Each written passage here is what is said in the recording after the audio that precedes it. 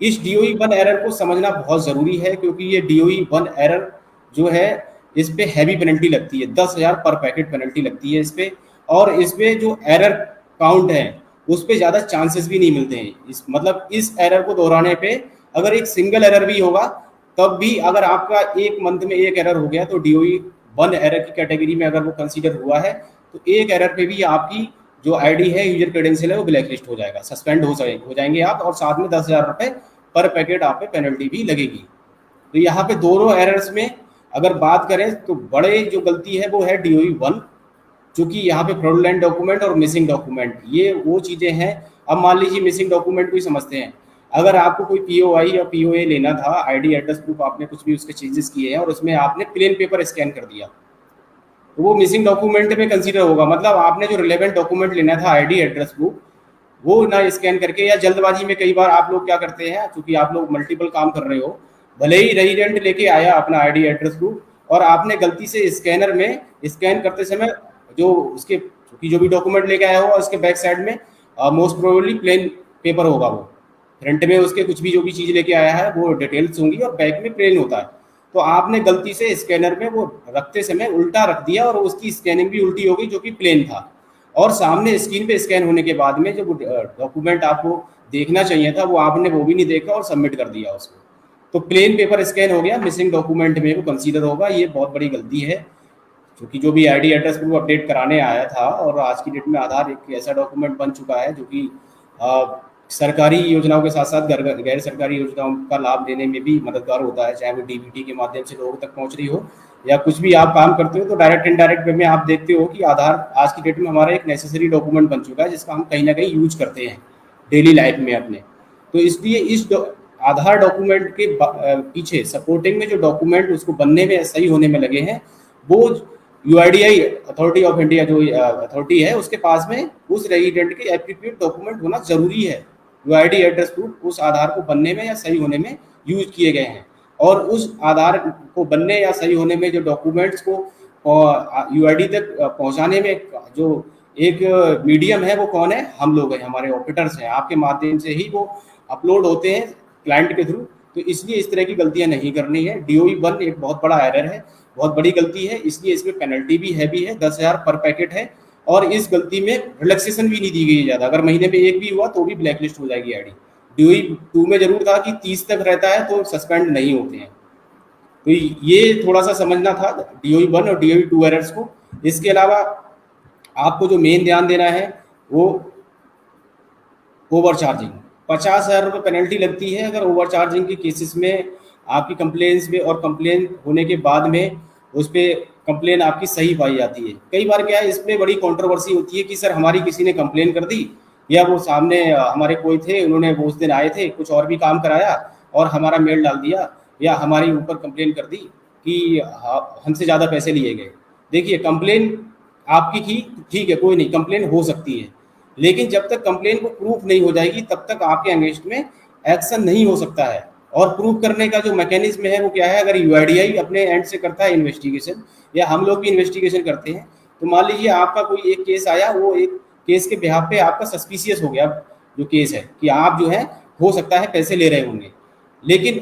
आप एक आदमी हो सकता है कि आपके फेवर का नहीं है, या फिर आपसे किसी देश भावना से आपकी उसने कंप्लेन कर दी होगी।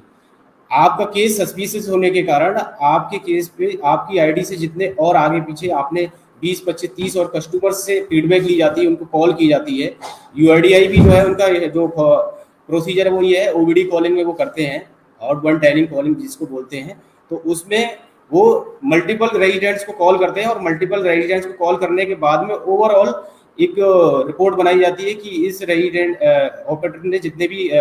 उस टाइम पीरियड में एनरोलमेंट किए हैं, तो उसमें उस दौरान उसने कितना चार्ज किया। अगर वहाँ पे लगता है कि हाँ वो ज़्यादातर लोगों से ओवरचार्ज ही करने में इन्वॉल्व है, तब जाके ओवरचार्जिंग केस की पुष्टि होती है, और उस पर फिर पेनल्टी इम्पोज जो एज पर क्लॉज 50,000 रुपये पर ऑपरेटर लगती है, वो इम्पोज की जाती है। तो आप सभी BLE भाइयों से मेरा हमेशा से रिक्वेस्ट, पहले से भी, और हम लोग हमेशा आपको यही गाइड करने की कोशिश करते हैं कि इन केस डॉक्यूमेंट एरर या किसी भी केस के बिहाफ पे आपका सेंटर बंद होना या आपकी आईडी सस्पेंड होना, फिर उसके बाद में आप पे पेनल्टी इम्पोज होना, तो प्लीज़ आप ऐसे डिसीजंस का थोड़ा सा सम्मान करें, हमारा कोऑपरेशन करें इसमें। इन केस ऑफ कि आप जो है अननेसेसरी जो है फिर उस पर एलिगेशंस ऑब्लिगेशंस लगाते हैं कि उसने कर दिया या उसकी वजह से मेरा ऐसा काम हो गया होगा, तो प्लीज़ आपसे थोड़ा सा निवेदन रहता है हमारा इन चीज़ों में, क्योंकि यूआईडीआई की गाइडलाइंस को जो यूआईडी है अथॉरिटी है उसकी गाइडलाइंस को हमारे फॉलो करना आपका हमारा सबकी एक जिम्मेदारी है इस इकोसिस्टम का पार्ट होने के नाते। तो आप लोग प्लीज़ जब कभी भी इस तरह के एरर्स के बिहाफ पे आपकी आईडी सस्पेंड होना या सेंटर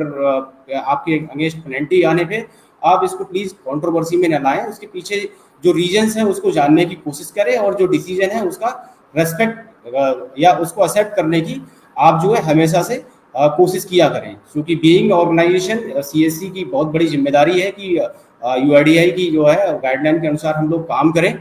और अपना क्वालिटी के साथ साथ क्वांटिटी का भी आप लोग फोकस रखें। अपना सेंटर जो है मैक्सिमम टाइम पीरियड आपको 8 से 8 तक बोला गया है, सुबह 8 से शाम 8 बजे तक काम कर सकते हैं, तो ज़्यादा से ज़्यादा समय अपने सेंटर को खोलें और समय दें, रेजिडेंट्स के साथ में अच्छे से व्यवहार करते हुए उसका काम करें। DOE 1 और DOE 2 जो अभी पीछे हम लोगों ने इन शॉर्ट में समझा कि DOE 2 और DOE 1 होते क्या है और उसके अंगेज में पेनल्टी क्या लगती है। इस स्लाइड में थोड़ा सा डिटेल में बताया गया है कि DOE 1 क्या क्या हो सकते हैं। जैसे मान लीजिए किसी मैंने आपको थोड़ा वहाँ पे बताया था इन शॉर्ट में, क्योंकि यहाँ पे डिटेल में अगर डिस्कशन करते हैं तो फिर समय काफ़ी लगेगा, आप इसका फोटो भी ले सकते हैं। और जैसा कि मैंने आपको बताया कि CSC उत्तर प्रदेश पेज पे ये स्लाइड आपके साथ में हमेशा सेव रहेगी। ये स्लाइड हमने आपको शेयर भी की है, ग्रुप्स के माध्यम से मेल पे भी भेजी है, तो इनको थोड़ा सा पढ़े समझे जरूर, अपने आप को एजुकेट करना बहुत ज़रूरी है। क्योंकि अगर अननेसेसरी आप पुराने जो डॉक्यूमेंट्स है उनको ले रहे हैं या फिर पुरानी जो चीज़ें थी प्रोसेस उसको फॉलो कर रहे हैं, तो उससे प्रॉब्लम आ सकती है, इश्यूज फेस करने पड़ सकते हैं। तो यहाँ पे DOE 1 जो एरर था उसमें बताया भी गया है कि फ्लूइड लगाना, वाइटनर का यूज करना, ये DOE 1 है। कोई भी डॉक्यूमेंट है उसके साथ में मेल प्रैक्टिसिंग इस तरह से ओवर राइटिंग, फ्लूइड लगा के या फिर स्क्रैचिंग करके उस पर कुछ चेंजेस करना, ये DOE 1 में कंसिडर किया जाता है। इनवैलिड डॉक्यूमेंट जो यूआईडीआई स्टैंडर्ड फॉर्मेट है, उस यूआईडीआई स्टैंडर्ड फॉर्मेट को यूज करते समय बहुत सारी चीज़ें आपको बताई गई हैं कि उस पर डेट मेंशन होनी चाहिए, उस पर साइन और मोहर जो है प्रॉपर होनी चाहिए। तो यूआईडीआई स्टैंडर्ड फॉर्मेट को जो हम लोग यूज करते हैं तो उसमें कई बार जो है वो जो है सही से यूज नहीं किया जाता है, उसकी जो गाइडलाइंस है उसके अनुसार यूज नहीं करते हैं। एड्रेस में जैसे मैंने बताया आपको ओवर राइटिंग है, तो ये सारी चीज़ें हैं और उसमें DOE 2 में कंसिडर की जाती हैं।